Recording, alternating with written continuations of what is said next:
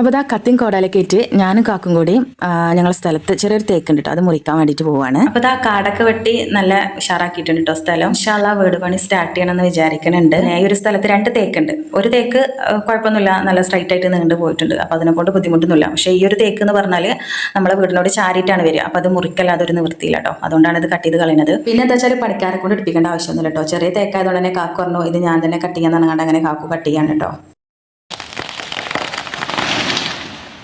അപ്പോൾ അതാ ബാക്കിൽ നിന്ന് ആൻറ്റി എന്നുള്ളൊരു വിളി കേട്ടോ. അപ്പോൾ നോക്കുമ്പോൾ നാത്തൂൻ്റെ മോളാണ് കേട്ടോ, ഓള് മദ്രസ ഇട്ടിട്ട് വരികയാണ്. നല്ലൊരു വല്യമ്മയ്ക്കണല്ലോ, ഓനൊരു വല്യപ്പി. അപ്പോൾ ഓള് മക്കനെട്ട കണ്ടിട്ട് ഞാൻ വെറുതെ ഓളെ വല്യമ്മ എന്നൊക്കെ പറഞ്ഞിട്ട് കളിയാക്കാണ് കേട്ടോ. അപ്പോൾ അതാ മരമൊക്കെ മുറിഞ്ഞിട്ടുണ്ട്.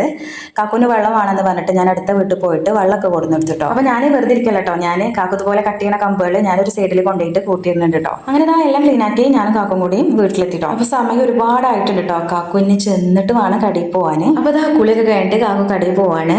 അപ്പോൾ ഇന്നത്തെ വീഡിയോ ഇത്രയുള്ളൂ കേട്ടോ. നെക്സ്റ്റ് വീഡിയോയിൽ കാണുന്നവരേക്ക് ഇൻഷാ അല്ലാഹ് അസ്സലാമു അലൈക്കും.